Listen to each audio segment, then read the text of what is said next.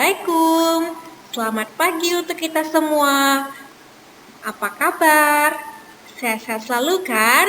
Nah, perkenalkan, nama Miss adalah Miss Alfika. Miss adalah guru PPKN kelas 5 kalian. Motivation kita hari ini yaitu selamat pagi jiwa-jiwa optimis.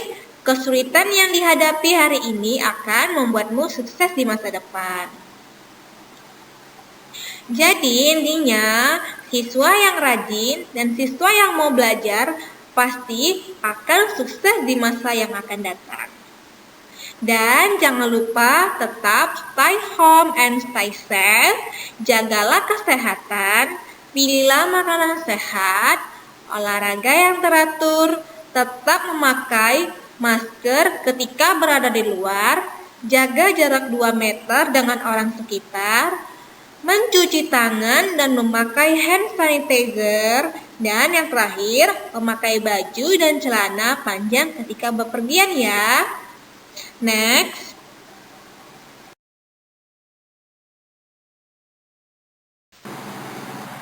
Pembahasan materi kita hari ini yaitu bab 1 yang judulnya Penerapan Nilai-Nilai Pancasila. Apa itu Pancasila? Panca artinya 5, sedangkan sila artinya dasar. Pancasila merupakan 5 prinsip atau dasar negara Indonesia. Nah, dasar negara Indonesia disusun oleh pendiri bangsa dan disahkan sehari setelah Proklamasi Kemerdekaan Indonesia. Pancasila merupakan cita-cita bangsa dan memiliki nilai-nilai luhur yang harus kita terapkan dalam kehidupan sehari-hari. Bagaimana penerapannya? Bagaimana juga penerapan nilai-nilai Pancasila dapat kita lakukan? Ayo kita pelajari dalam bab ini.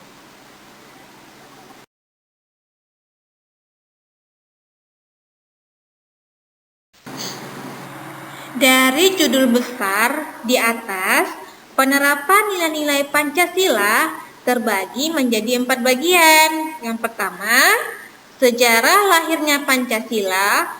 Kedua, kedudukan Pancasila.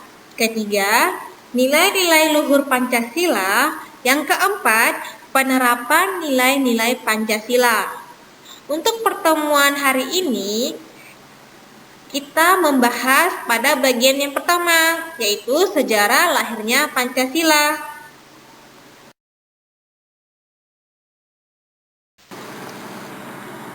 Sejarah lahirnya Pancasila terbagi lagi menjadi 2 bagian. Yang pertama, masa penjajahan Jepang di Indonesia.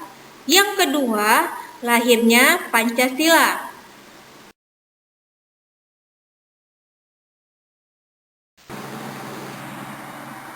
Kita masuk ke bagian pertama dari sejarah lahirnya Pancasila, yaitu masa penjajahan Jepang di Indonesia.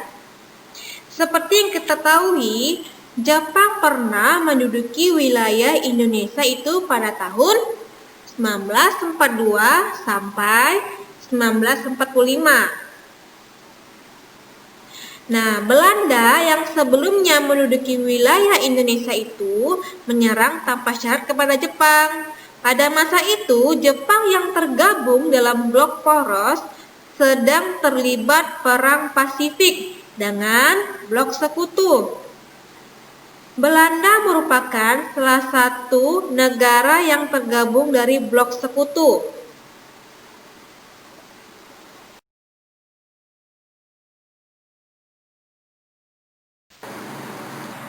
Kemudian, pada tanggal 7 Desember 1941, Jepang menyerang pangkalan militer Amerika Serikat. Jepang menyerang pangkalan militer Amerika Serikat di Pearl Harbor, Hawaii, sehingga melemahkan kekuatan sekutu. Dengan cepat, Jepang mengambil alih wilayah jajahan sekutu di Asia, termasuk Indonesia.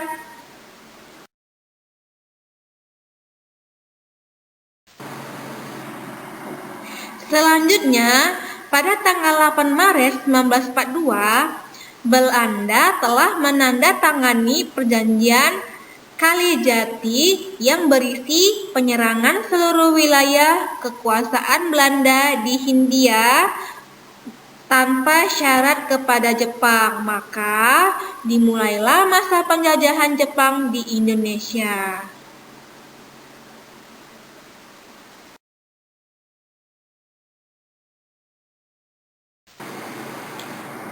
Selama 3,5 tahun, Indonesia telah dijajah oleh Jepang. Nah, Jepang ini sangat banyak menyebabkan penderitaan bagi rakyat Indonesia. Nah, di sini anak-anak Miss bisa lihat pada gambar tersebut, di mana rakyat sangat ketakutan, rakyat kemiskinan, dan rakyat sangat kelaparan. Nah, jadi anak-anak Miss bisa lihat pada gambar tersebut, gimana sengsaranya pada zaman dahulu rakyat Indonesia dijajah oleh Jepang.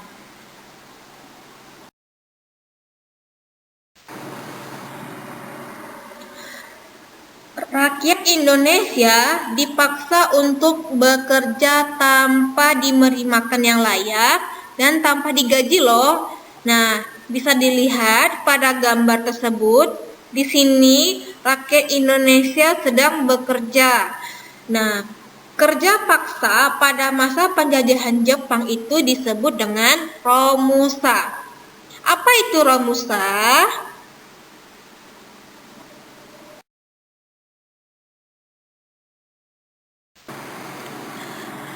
Setelah penjelasan singkat dari Miss, apakah anak-anak paham?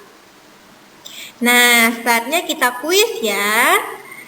Dari pembahasan materi yang telah dijelaskan oleh Miss mengenai penjajahan Jepang di Indonesia, rakyat tadi kan melakukan tenaga kerja paksa pada masa penjajahan Jepang yang disebut dengan romusa. Yang dimaksud dengan romusa adalah, kemudian tulislah jawabanmu ke dalam buku tulis. Setelah selesai menjawab, silakan fotokan tugasmu dan kirim melalui via WhatsApp ya. Terima kasih.